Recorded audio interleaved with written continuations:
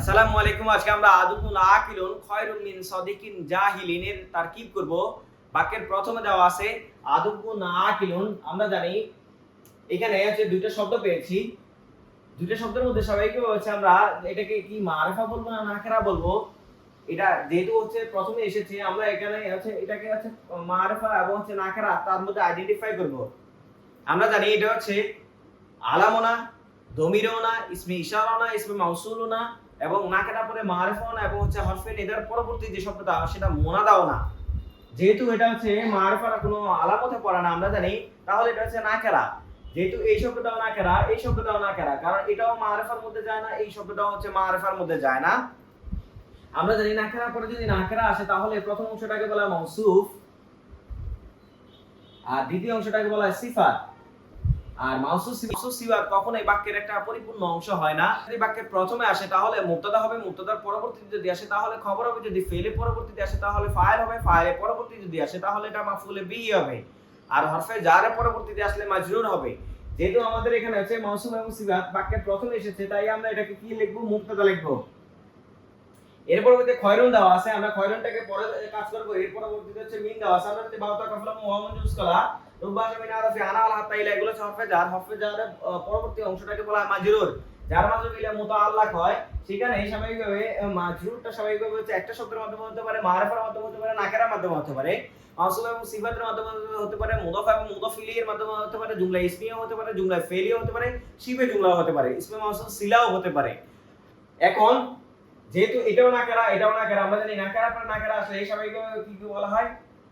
প্রথম অংশটাকে বলা হয় মাউসুফ, দ্বিতীয় অংশটাকে বলা হয় সিফাত।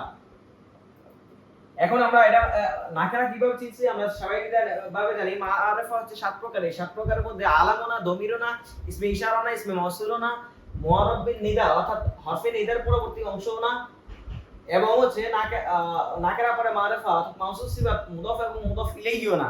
যেহেতু মুদাফ ইলাইহিও না, তাহলে এটা হচ্ছে নাকেরা, এটা হচ্ছে নাকেরা। নাকেরা পরে নাকেরা আসলে প্রথম অংশটাকে বলা মাউসুফ, পরের অংশটাকে বলা হয় সিফাত।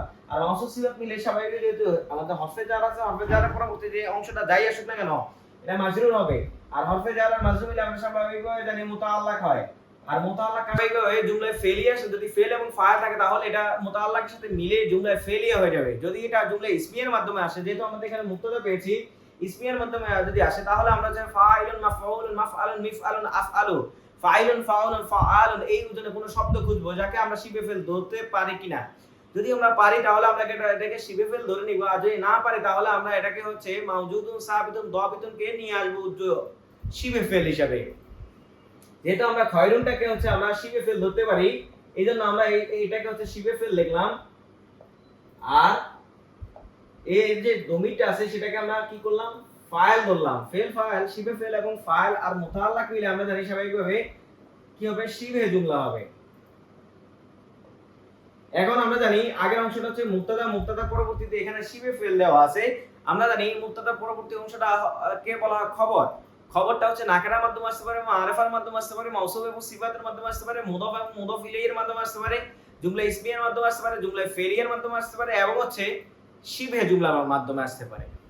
যেহেতু আমাদের মুবতাদা পরবর্তীতে এখানে শিবে জুমলা এসেছে, এই শিবে জুমলাটাই আমাদের কি হবে? খবর হবে।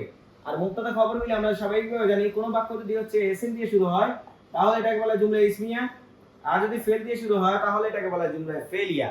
যদি আমর নাই, তামান নাই, তারা যে উকুর নিদা আদ কসম তাজ আফআলুল মাদি ওয়া জাম আফআলুল মুকাররব দিয়ে শুরু হয় তাহলে এটাকে বলা হয় জুমলা ইনশাইয়া। ইসম দিয়ে শুরু হলে ইসমিয়া ইনশাইয়া, ফেল দিয়ে শুরু হলে জুমলা ফেলিয়া ইনশাইয়া। আশা করি এই আলোচনাটি আপনারা বুঝতে পেরেছেন। যদি আপনাদের আলোচনাটি পছন্দ হয়ে থাকে তাহলে লাইক করবেন, কমেন্ট করবেন এবং হচ্ছে শেয়ার করবেন।